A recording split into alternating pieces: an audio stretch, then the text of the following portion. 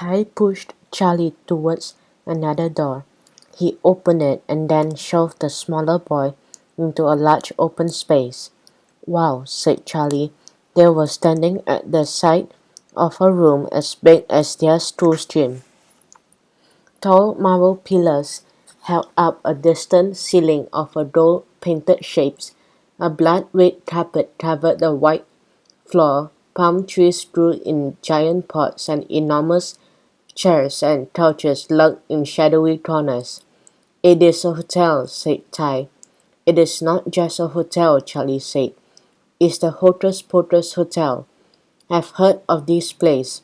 "First of all, that's not its name," Ty said, his face tightening.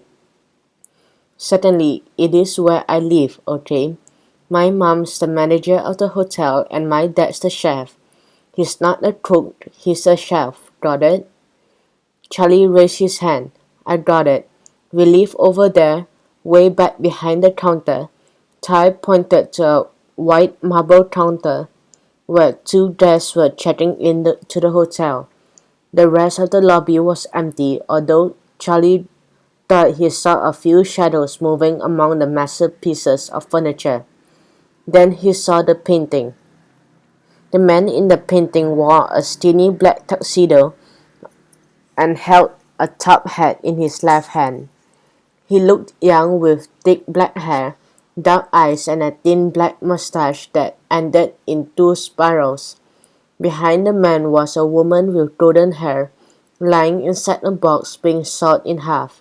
The painting hung near the entrance of the hotel. It was the first thing visitors saw as they walked through the front doors, and Charlie couldn't take his eyes off it. There was something about it that he really liked. It seemed mysterious.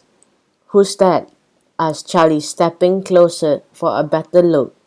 "That's the guy who built this place," said Ty. "He is a magician. Was a magician.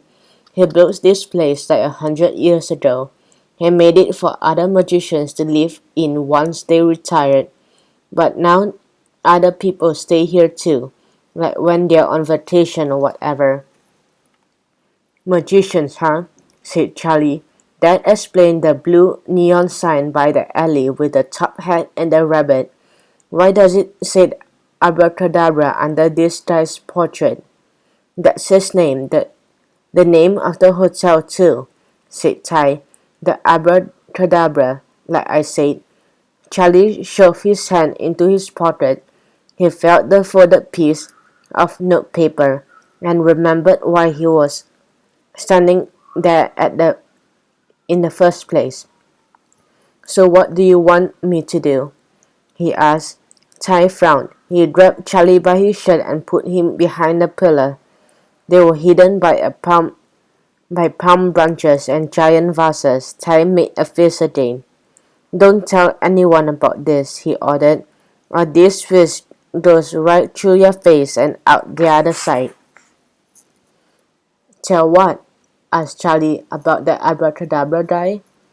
Ty shook his head in disgust. He reached around the chain wallet in his back pocket and opened it.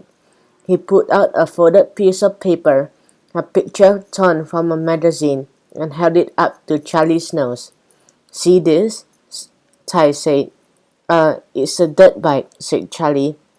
"Not just any dirt bike," said Tyler. "It's a Suzuki Slamhammer 750, Edition 6 in Cherry Pop Lightning Red, and it's mine, almost. I got money saved up from working here in the hotel." Ty stood back and gazed at the picture. "I'm getting it as soon as school's out." He paused. "But not if you can't fix this problem." "What problem?" said Charlie. Ty carefully folded the paper and tucked it away. He stared at Charlie and said, "One of the magicians had disappeared."